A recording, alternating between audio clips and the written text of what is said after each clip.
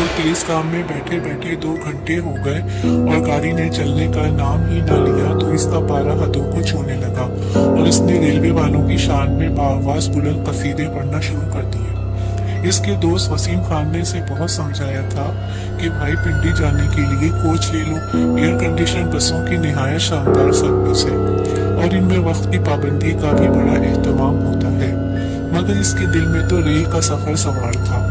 इसे रेल में बैठे हुए भी तो 10-12 साल हो गए थे। यूं लगता था गाड़ी चलाने वाले अम्मे को इसी बात का इंतजार था। इसके मुंह से गालियों के निकलते ही गाड़ी ने हरकत करना शुरू कर दी। शाम के 7 बज रहे थे। वो अपनी सीट पर बैठ गया। बोगी में रश नहीं था। सामने की सीटों समेत बेशतर सीटें खाली थी। काफी देर तक खिड़की से बाहर देखने के बाद वो उकता गया। इसने अपने बैग में से किताब निकाली। किताब का सरेआमत देखने के साथ ही इसने अपना सिर पीट लिया। इसकी बीवी ने इसकी पसंदीदा लिखाई सिडनी शेल्डन के नए नॉवेल की जगह अपनी खाने पकाने की तरकीबों की किताब बेगम का दस्तरखान रख दी थी। ये किताबें सईद सुबह ही उर्दू बाजार से लाई थी। बेगम की लापरवाही पर घूरते घूरते इसकी आंख लग गई। कुछ देर बाद इसकी आंख खुली तो खौफ के मारे इसकी चीख निकलते निकलते रह गई। इसके ऐन सामने की सीट पर एक निहायत खौफनाक आदमी बैठा था। गाड़ी की धीमी रोशनी में वो किसी डरावनी फिल्म का किरदार लग रहा था जो सीधा किसी कब्रिस्तान से कब्र तोड़कर आया हो। इसका रंग बिल्कुल सफेद, खून की सुर्ख रंगत के बगैर, दाहिने गाल पर जलने का निहायत बदनुमा निशान जो कान से शुरू होता हुआ इसके ऊपरी होंठ तक आया हुआ था। होंठ का कुछ हिस्सा गायब था जहाँ से इसके बड़े बड़े दांत दिखाई दे रहे थे। आंखें बेनूर और चेहरा सपाट। शुरू में तो सईद इसे अपने किसी डरावने ख्वाब का हिस्सा समझा, मगर जब इसने दांतों में अपनी उंगली डाली और दर्द की शिद्दत से इसके आंसू निकल आए तो इसे यकीन आया कि वो कोई ख्वाब नहीं देख रहा बल्कि एक निहायत खौफनाक आदमी इसके सामने वाली सीट पर बैठा इसका हमसफर है। खौफनाक अजनबी खिड़की से बाहर अंधेरों को बड़े गौर से देख रहा था। इसे इस बात की परवाह बिल्कुल भी नहीं थी कि इसकी वजह से सामने वाला मुसाफिर डर के मारे बेहोश होने वाला है। बहरहाल सईद हिम्मत करके उठ बैठा। बाकी सारे मुसाफिर सो रहे थे। सईद को सफर में कभी भी नींद नहीं आती और रही सही कसर इसकी बेवक्त की उम्र ने पूरी कर दी थी। वक्त काटने का वाहिद सहारा इसकी किताब भी घर रह गई थी। इसने हिम्मत करके सामने वाले मुसाफिर से रवायती सवाल कर ही डाला, साहब आप कहाँ जा रहे हैं? इस मुसाफिर ने नजरें उठाकर सईद को देखा और बोला, बहुत दूर, यहाँ से काफी दूर। अजनबी ने अधूरा सा जवाब दिया। इस अजनबी की आवाज निहायत खूबसूरत और लहजा बहुत मुलायम और शफीफ था।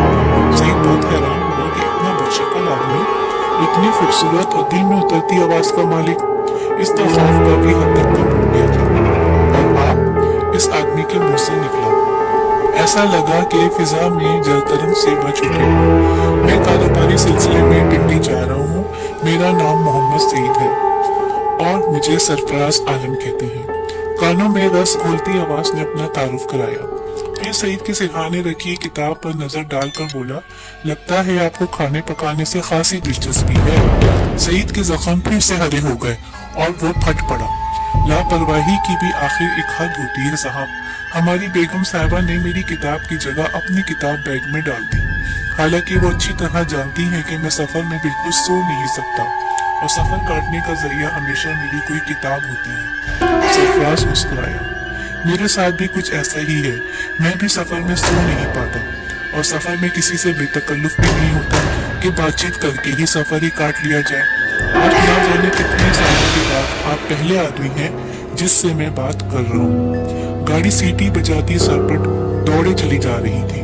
कुछ देर तक बिल्कुल सुकूत रहा, बस गाड़ी की छुक्का छुक की आवाज आती रही। सईद का डर बिल्कुल खत्म हो चुका था।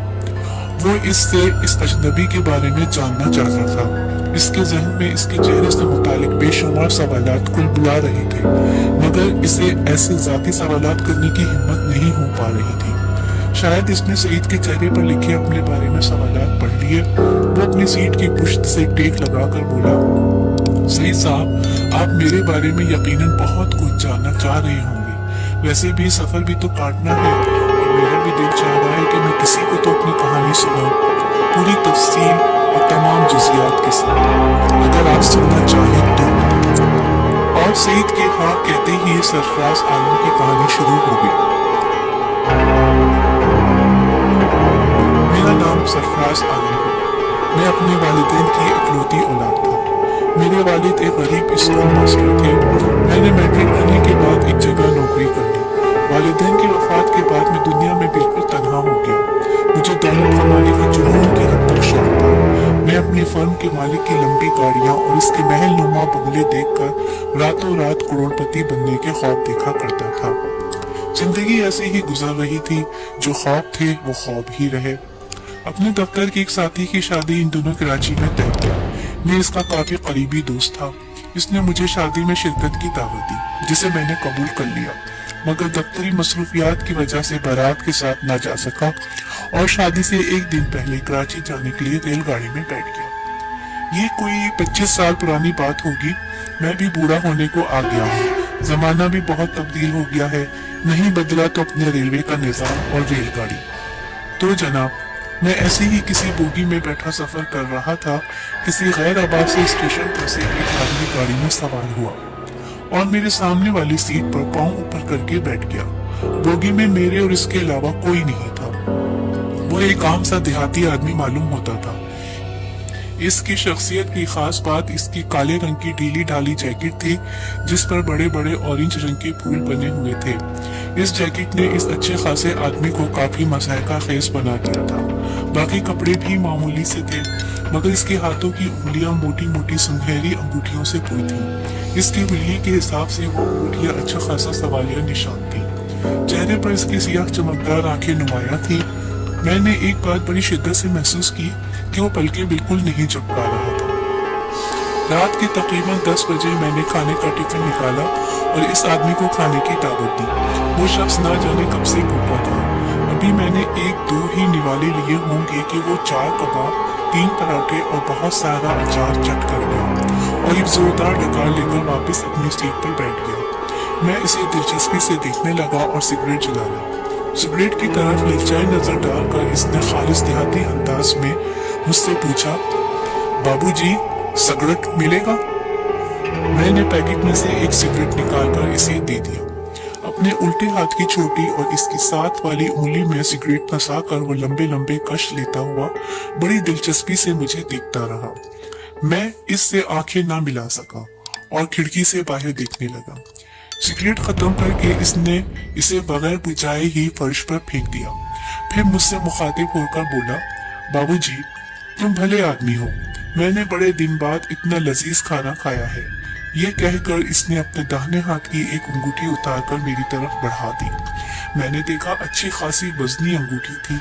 मैंने इससे पूछा कि क्या सोने की है, तो नाराजगी से बोला, मैं तुझसे खुश होकर तुझे क्या कोई खोटी चीज दूंगा? मैंने हैरान होकर फिर पूछा, क्या मैं इसे रख लूं? हाँ हाँ रख ले बाबू, इसने शान बेनियाजी से जवाब दिया। काफी देर तक वो खिड़की से बाहर दिखता रहा। इसके चेहरे की लकीरों से यह अंदाजा लगाना मुश्किल ना था कि वो किसी गहरी सोच में है। फिर इसने गहरी सांस ली और मेरी तरफ पलटा। अब इसके चेहरे पर एक किस्म का सुकून ये जाहिर कर रहा था कि वो कोई फैसला कर चुका है। वो उठकर मेरे पास आकर बैठ गया और मुझसे कहा, अगर मैं तुझे सोना बनाने का तरीका बता दूं तो कैसा रहेगा? बोल, मुझसे सीखेगा? चल उठ, मेरे साथ आ। और मेरे किसी जवाब का इंतजार किए बगैर वो उठकर दरवाजे की तरफ बढ़ गया। इसी वक्त मेरे कान में किसी ने कहा, सरफराज, ये शख्स सच कह रहा है और इसके जरिए ही तुझे अपने ख्वाबों की हसीन मंजिल मिल सकती है। मैं अपना बैग संभालता हुआ इसके पीछे चल पड़ा। इसी वक्त गाड़ी की ब्रेकें लगना शुरू हो गई और बोगी के दरवाजे पर पहुंचते पहुंचते गाड़ी रुक चुकी थी। वो इत्मीनान से नीचे उतर गया और हैरान परेशान मैं भी इसके साथ उतर गया। समझ में नहीं आ रहा था कि क्या